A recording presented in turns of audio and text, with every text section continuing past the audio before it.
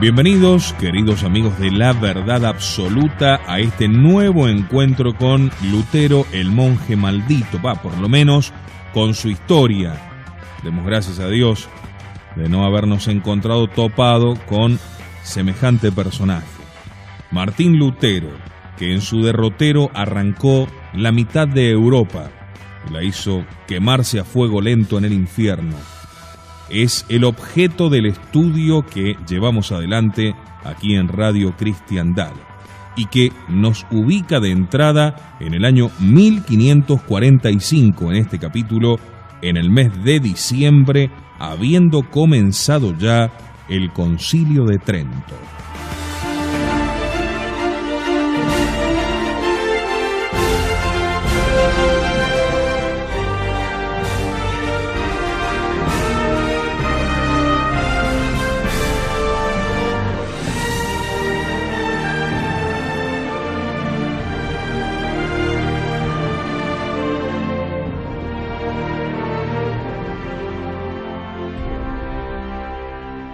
Por aquellos días, los condes de Mansfeld lo llamaron a Lutero a Eisleben para que solucionase un asunto familiar.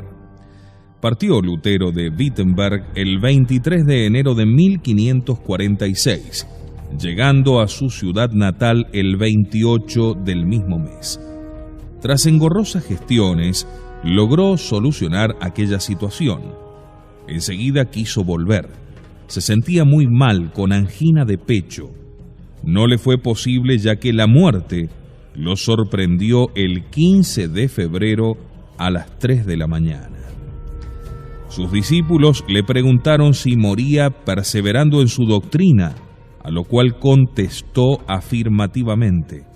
Las últimas palabras que salieron de sus labios fueron para repetir por 3 veces el versículo de Juan: Dios amó tanto a los hombres que les dio a su Hijo único, a fin de que quien cree en Él no perezca, sino que tenga la vida eterna. Esta es la versión oficial de la historia, tal cual lo cuentan los protestantes. Un estudioso francés contemporáneo, Etienne Couvert, nos ofrece una diferente versión sobre la muerte de Lutero. Basándose en los estudios del psicoterapeuta Roland Dalviez, sostiene que las afirmaciones que el reformador profirió a lo largo de su vida acerca de la justificación por la fe contienen en sí mismo un factor angustiante que lo acompañó desde su juventud. Aquella frase suya: tú dirás, mis pecados no son míos porque no están en mí, sino que están en otro, a saber, en Cristo, por lo que no podrán dañarme, resultan escalofriantes. Se necesita, en efecto, un esfuerzo extremo para aceptar semejante acerto por la fe y creerlo al punto de decir: he pecado y no he pecado, a fin de que sea vencida la conciencia, esa dominadora tan poderosa que con frecuencia ha arrastrado a los hombres a la desesperación, al cuchillo o a la cuerda. Dalviez destaca la enormidad de la incongruencia. He pecado, pero no quiero reconocerlo. Se afirma lo contrario de lo que se sabe que es la verdad. Dicha doctrina, sigue diciendo este psicólogo francés, no pudo tranquilizar totalmente a Lutero y es lícito colegir que nunca logró hacer la suya por completo. Por lo demás, a lo largo de su existencia no disimuló sus desganas de vivir. Decía, por ejemplo: maldito sea el día en que nací. O también: pluguiese a Dios que no hubiese nacido. E incluso más: pluguiese a Dios que jamás hubiese escrito ninguno de mis libros. Dalviez recuerda asimismo un hecho estremecedor que le sucedió a Lutero poco antes de su muerte. Cierto día se encontraba descansando en un banco solitario al fondo de su jardín en Wittenberg. Su esposa, Catalina von Bora, se sentó a su lado.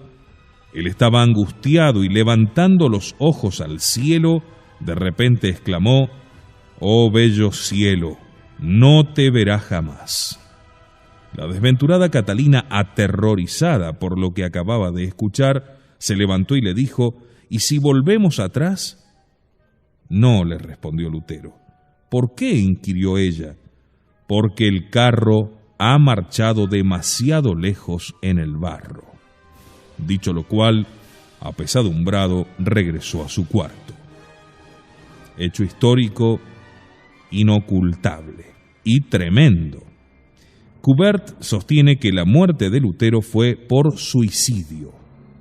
En favor de esta hipótesis, aduce el relato de su deceso hecho por Rutfeld, uno de los domésticos de la casa, que fue publicado por Sedulius en 1606. Dice así el texto: Martín Lutero se dejó vencer por su intemperancia habitual y bebió con tanto exceso que nos vimos obligados a llevarlo absolutamente abrumado por la embriaguez y acostarlo en la cama. Al día siguiente volvimos para ayudarlo a vestirse según era costumbre. Vimos entonces, oh dolor, a nuestro dicho maestro Martín colgado en su cama, miserablemente estrangulado. En aquella época se usaban a veces camas elevadas sostenidas por columnas. Entonces, sigue diciendo este doméstico de Lutero, anunciamos a los príncipes, sus invitados de la víspera, el execrable fin de Lutero. Estos, aterrorizados como nosotros, nos pidieron enseguida con 1000 promesas y solemnes súplicas que guardásemos un profundo y eterno silencio sobre este hecho para que nada de ello trascendiese. Luego nos rogaron desatar del lazo del horrible cadáver de Lutero.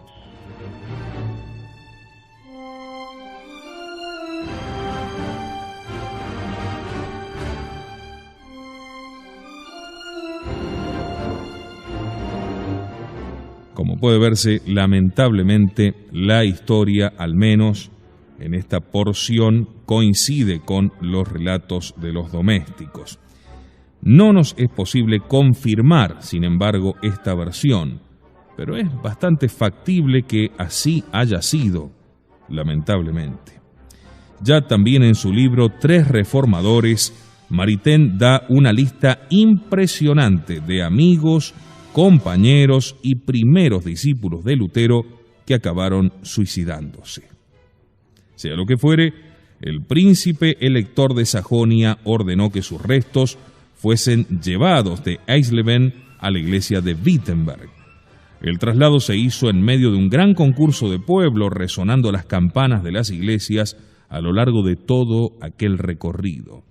En aquel templo del castillo ducal donde su voz inflamada había resonado tantas veces, yacía ahora inmóvil. Precisamente, aquel 22 de febrero, como notó Grisart, se celebraba en todo el mundo católico la festividad de la Cátedra de San Pedro, y en las basílicas de Roma se recordaba la gran promesa de Cristo: Tu es Petrus. Lutero en realidad fue un hombre fascinante, lleno de paradojas. Como observa García Villoslada, siempre suscitará altercados este alemán, este hijo de Sajonia, apegado estrechamente a su país por una parte y pregonero por otra de un mensaje universal, predicador de la angustia desesperada y al mismo tiempo anunciador de la interna consolación de la fe, abogado de la absoluta libertad evangélica y juntamente de la inanidad del libre albedrío y de las obras humanas en orden a la salvación. Teólogo popular, prisionero de la palabra divina, como dijo él mismo en Worms, pero a la par desasido y suelto por su interpretación personal, muchas veces subjetiva y arbitraria, de la Sagrada Escritura. Ciertamente es una personalidad difícil de caracterizar. Un profesor de psiquiatría de la Universidad de Pittsburgh, el doctor Erik Erikson, lo ha estudiado desde el punto de vista psicoanalítico. Entre otras muchas observaciones, cree encontrar un significado profundo a un accidente de tipo epiléptico que le aconteció a Lutero en el coro de Erfurt cuando se leía el episodio de aquel endemoniado poseído por un espíritu mudo, que refiere el Evangelio de San Marcos 9:17. Se narra que cuando escuchó aquel texto cayó al suelo convulsivamente gritando «Non sum, non sum». La historia del ataque en el coro cautivó mi atención, dice el doctor, desde el primer momento porque tuve la sospecha de que las palabras «yo no soy» revelaban que aquel ataque era en parte una grave crisis de identidad, una crisis en que el joven fraile se vio obligado a afirmar lo que no era, un poseso, un enfermo, un pecador, para lanzar luego lo que en realidad era, o más bien, lo que quería ser. Dos grandes obras desde el punto de vista católico se han escrito en el siglo XX sobre Lutero. La primera es de Enrique de Nifle, Lutero y el luteranismo en su primer desarrollo. De Nifle es un fraile de la Orden de Santo Domingo nacido en el Tirol. Su visión de Lutero es acentuadamente negativa. Se trata de un monje corrompido desde su juventud, mal formado teológicamente, orgulloso, intemperante, mentiroso, hipócrita, sin seriedad moral, amigo de la bebida, de la bufonería. Su doctrina es más bien carcología que teología, pues asegurando al hombre la salvación le permite entregarse a los vicios.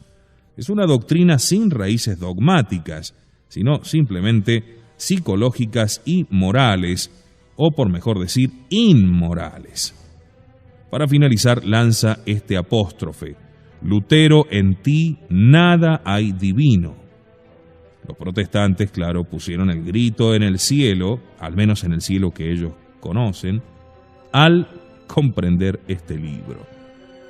La segunda obra es la de Hartmann Grisar, un jesuita, profesor de historia eclesiástica en Innsbruck. Su obra, en 3 gruesos volúmenes, se titula sencillamente Lutero. Quizás su acierto más logrado consistió en señalar el punto de arranque de la desviación heterodoxa de Fray Martín, en el momento de su traslado del convento de Erfurt, enemigo de la fusión, con los no observantes, al convento fusionista de Wittenberg en 1511, pocos meses después de su regreso de Roma. A partir de entonces cobró un odio inextinguible a los frailes observantes y a todos los que se creen piadosos y justos por observar la regla y cumplir ejercicios ascéticos. De ese aborrecimiento a la observancia regular brotará la teoría de la justificación sin obras. Este es el punto medular. A diferencia de Nifle, no deja de señalar también aspectos positivos en Lutero, aunque sin disimular sus lamentables rasgos. Asimismo, escribió sobre él Joseph Lorz, profesor de historia eclesiástica en la Universidad de Maguncia. En su obra La Reforma en Alemania, pinta un Lutero no solo potable, sino casi un santo, un místico, poniendo las raíces de la crisis luterana en motivos esencialmente reformistas. Aquí olvida que Lutero no se alzó para corregir las costumbres y la disciplina, sino para cambiar los dogmas. Indudablemente, uno de los mejores estudios que hemos leído sobre este personaje es el del padre García Villoslada. Su obra en 2 volúmenes se llama Martín Lutero. A ella hemos recurrido de manera abundante a través de este programa. Destaquemos asimismo el excelente libro de Iván Gobry llamado Lutero, que es realmente magnífico.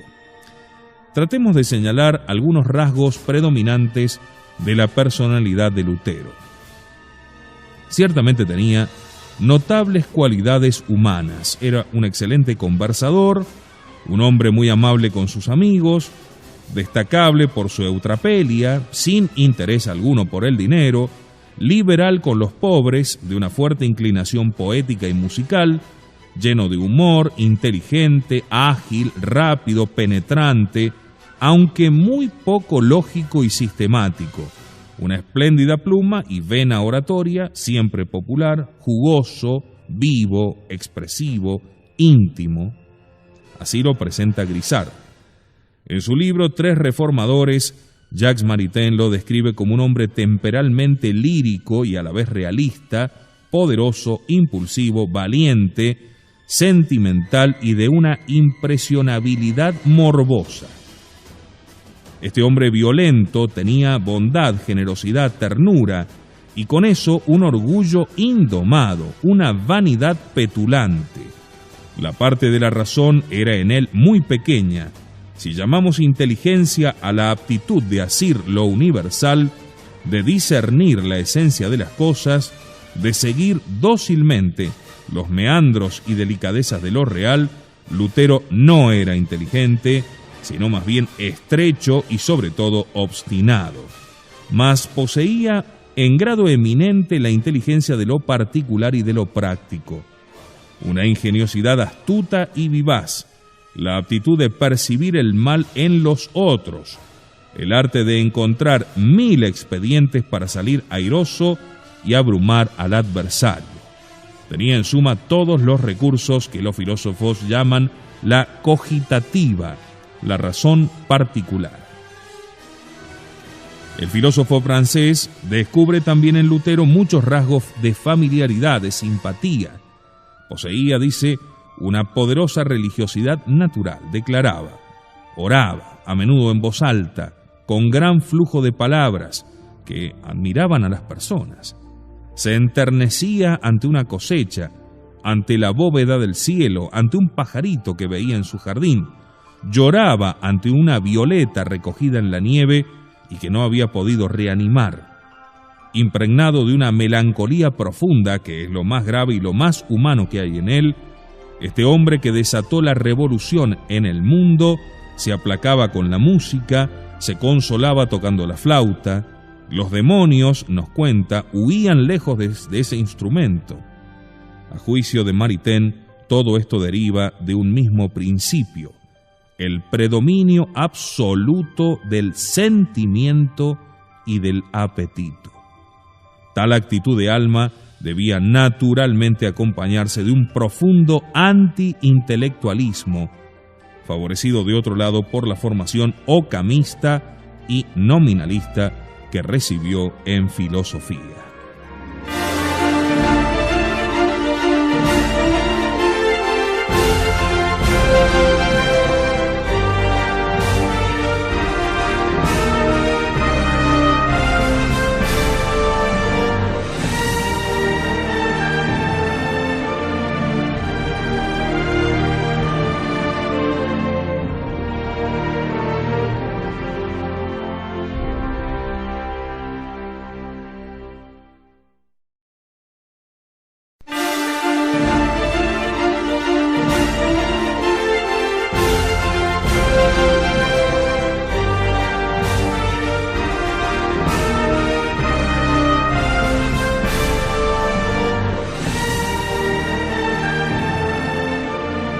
Lutero, el monje maldito. En este programa especial de Radio Cristiandad, la voz de la tradición católica. No pocas veces hemos mencionado la unidad entre el pensamiento de Lutero y su reforma con el pensamiento y la reforma llevada a cabo por esa anomalía llamada Concilio Vaticano II, y cómo su espíritu fue profundamente luterano y reformador. Hay que decir que Lutero con sus ideas está en el origen de lo que se ha dado en llamar el mundo moderno, inclusive en su versión vaticana. Bien han señalado algunos autores que él es el prototipo de las edades modernas. Por su parte, Maritain afirma que si es cierto, como se ha dicho hablando de Rousseau, que el mundo moderno deriva de una herejía mística, cuanto más cierto es decirlo de Martín Lutero. La historia nos muestra que todos los grandes fenómenos de la historia moderna han comenzado en el fondo del alma de algunos hombres singulares. La celda en que Lutero ha discutido con el diablo, la estufa en que Descartes sostuvo su famoso sueño, el bosque de Vincennes, donde Juan Jacobo, al pie de un roble, mojó de lágrimas su chaleco al descubrir la bondad del hombre natural, tales son los lugares en que el mundo moderno ha nacido. Es Lutero quien prácticamente ha hecho pasar el principio del inmanentismo al pensamiento moderno bajo una forma muy particular y todavía teológica.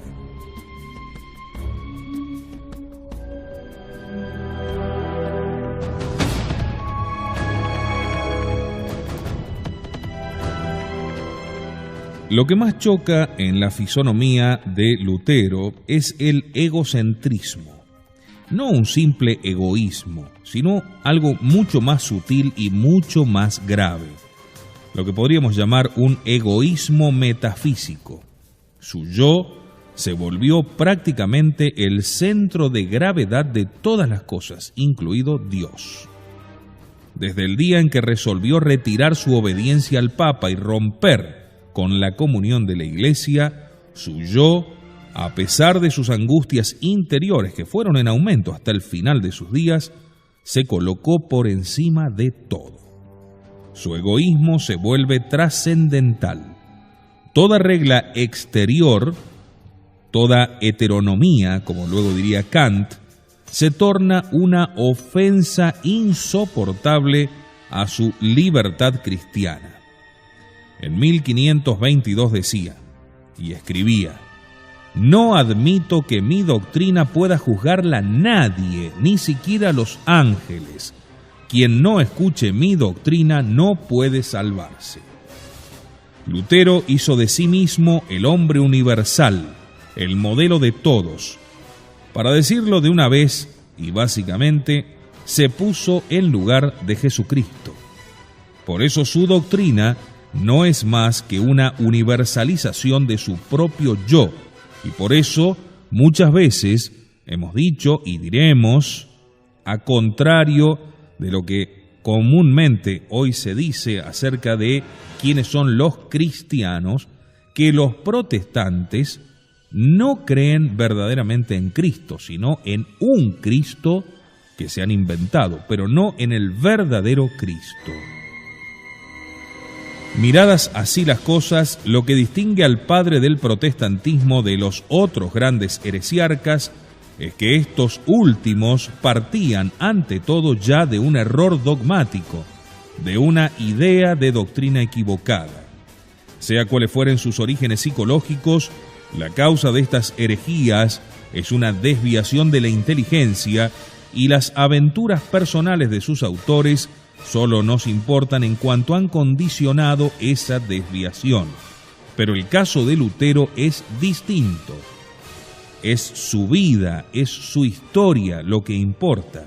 La doctrina viene por añadidura. El luteranismo no es un sistema elaborado por Lutero, es el desbordamiento de la individualidad de Lutero. Con él, la teología dejó de ser teocéntrica y se fue volviendo antropocéntrica. ¿Por qué la preocupación de la propia salvación absorbe toda la teología luterana? Porque el yo humano se ha convertido en el fin de esta teología, suplantando la centralidad de Dios. La teología católica está ordenada a Dios, y es por eso ante todo una ciencia especulativa, doxológica. La teología luterana y la teología obviamente modernista que la incluye es para la criatura, y por eso mira ante todo al fin personal que hemos de alcanzar.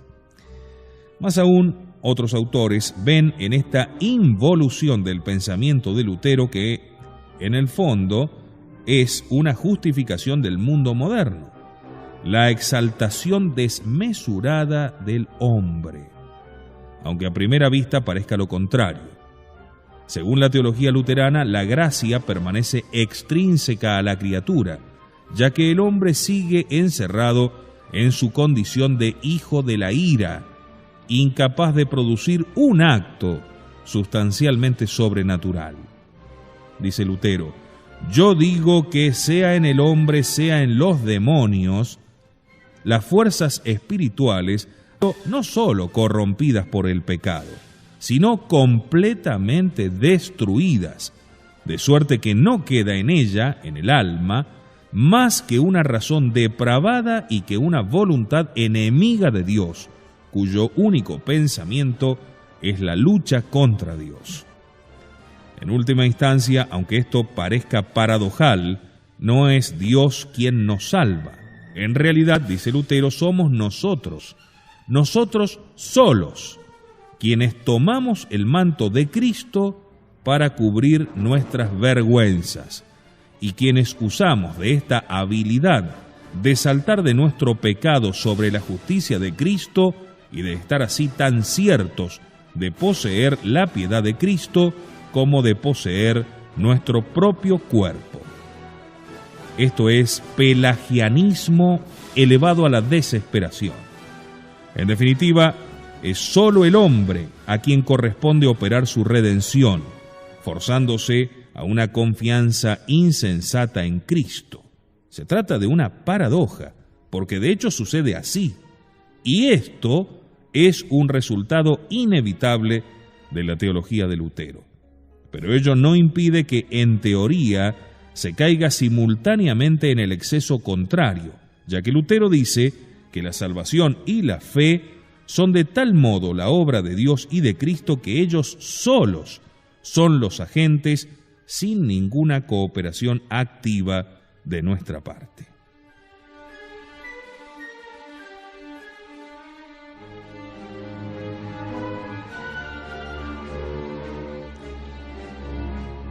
Me he demorado particularmente en la consideración de la figura y del accionar de Lutero, ya que en él se resume todo lo esencial del protestantismo. Si bien era visceralmente alemán, su intención apuntaba a lo universal, remedando en esto a la Iglesia católica a la cual él tanto odiaba y abandonaba. Consideraremos un poco ahora la expansión del luteranismo y sus diversas vertientes, si bien lo haremos por estrechez de tiempo de manera sintética.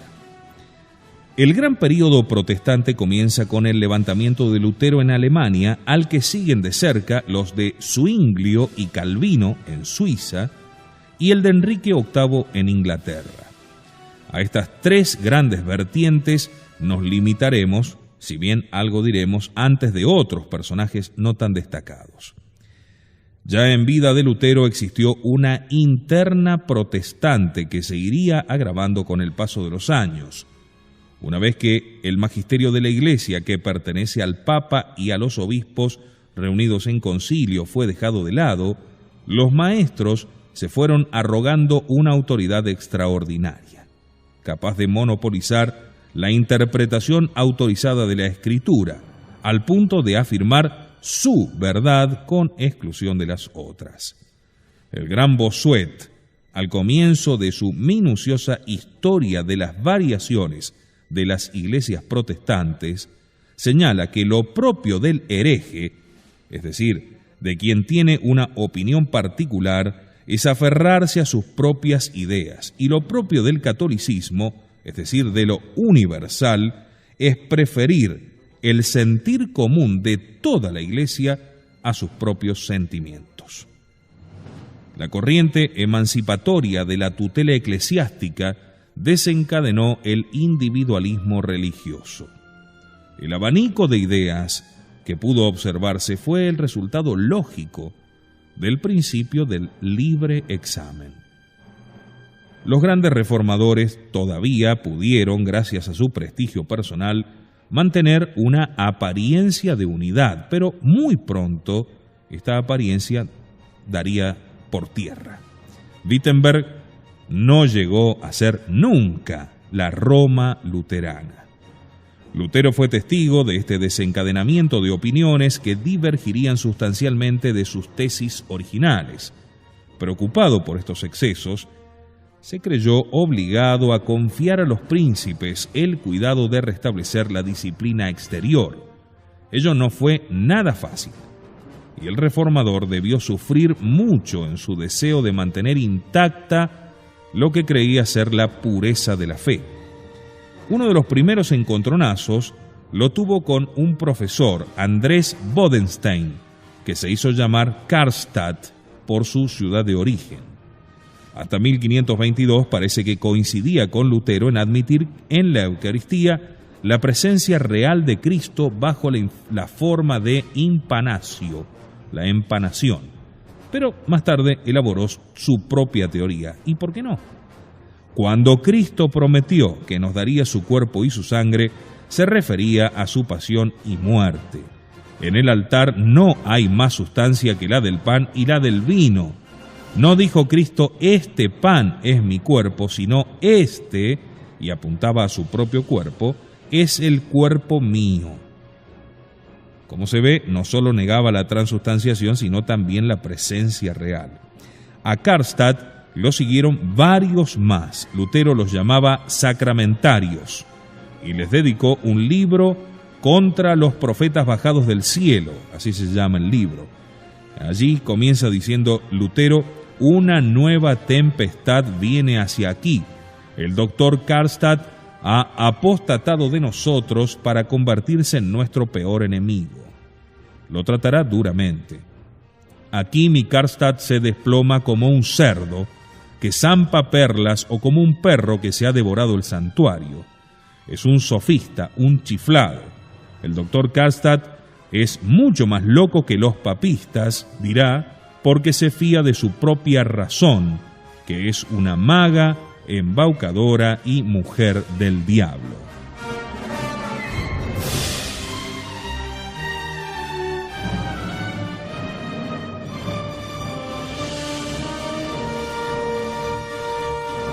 Asimismo se enfrentó con Tomás Münzer.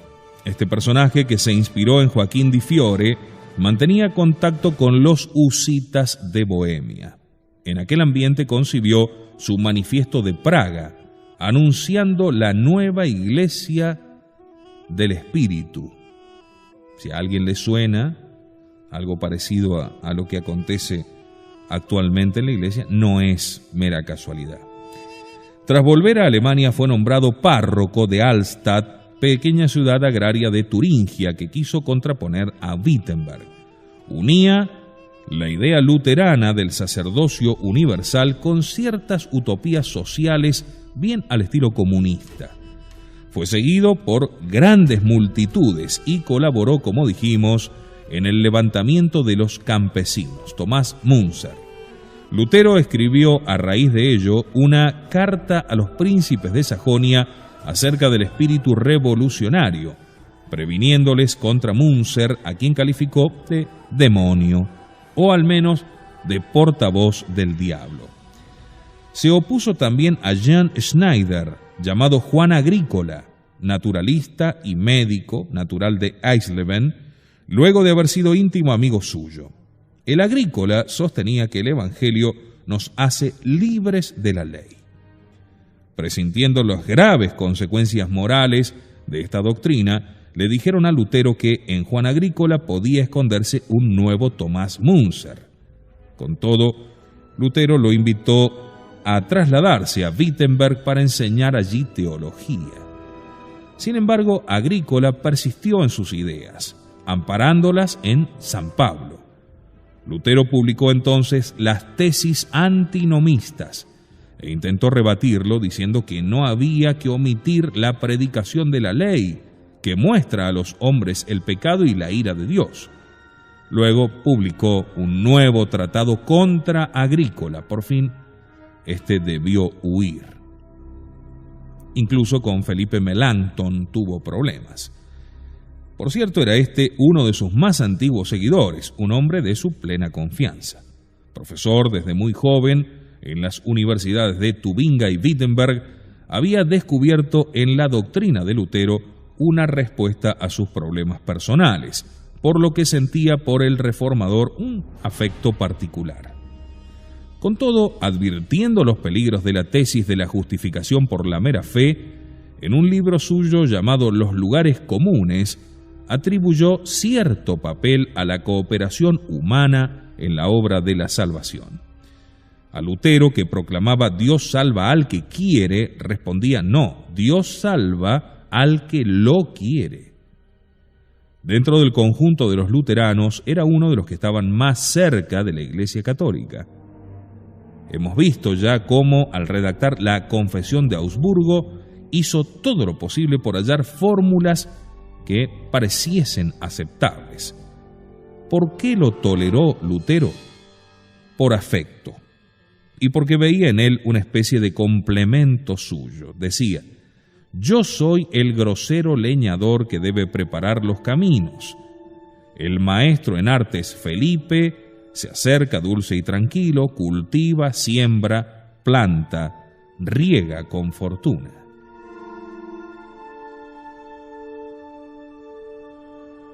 Estas diversas disensiones hirieron profundamente a Lutero.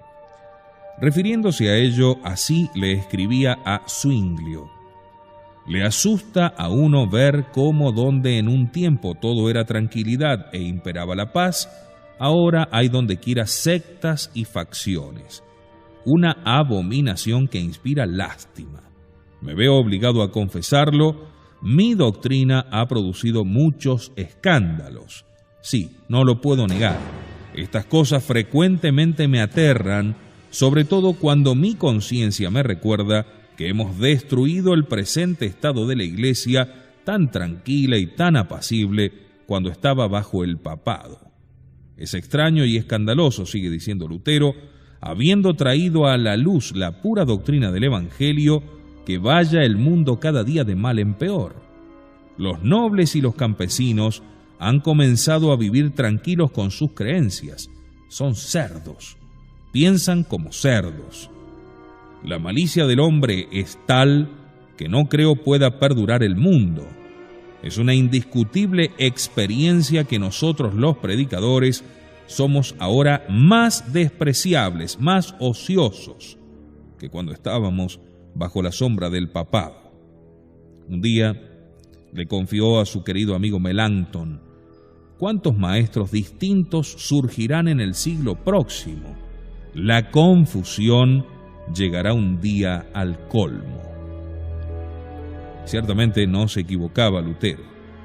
Las divisiones y enfrentamientos entre facciones protestantes se fueron multiplicando tras la muerte de Lutero, con la consiguiente floración de pequeñas iglesias particulares. Aparecieron grupos tocados por cierto panteísmo teosófico, grupos de iluminados, perseguidos por la oficialidad luterana, grupos que negaron la existencia de la Santísima Trinidad, llamados unitarios o antitrinitarios, etc. Fue lo que luego Bossuet llamaría las variaciones de la Reforma. Más allá de estas divisiones, las ideas principales de Lutero se siguieron expandiendo por toda Europa. Sus escritos eran leídos por los predicadores, el pueblo entonaba los himnos que él había compuesto y se leía la traducción alemana de la Biblia. Ello acontecía sobre todo en Alemania. Ciudades como Augsburgo, Nuremberg, Ulm, Hamburgo y otras acogieron las doctrinas de la Reforma protestante, separándose de la obediencia al Papa. Sus respectivos príncipes adhirieron al nuevo evangelio y el pueblo sencillo ciegamente los siguió, sin percatarse muchas veces de que se trataba de un cambio sustancial de religión, tal cual sucedió con la nueva reforma del Vaticano II. Desde Alemania, la ola luterana siguió avanzando. Pronto llegaría a Hungría, Polonia, Suecia, Dinamarca, Noruega, los Países Bajos, Inglaterra, sin encontrar una resistencia consistente. El propio Clemente VII pudo ver cómo la misma Roma era recorrida por multitudes que gritaban: ¡viva nuestro Papa Lutero! Por lo demás, ni siquiera el clero en su conjunto estaba preparado para enfrentarse con los predicadores de la flamante religión. Todo cambiaría después de 1550, cuando se dejaran sentir los primeros efectos de la Reforma Católica y ocuparan la sede de Pedro una seguidilla de pontífices enérgicos y virtuosos. Pero hasta que no llegó ese cambio de situación, el movimiento surgido en Wittenberg no podía menos que progresar.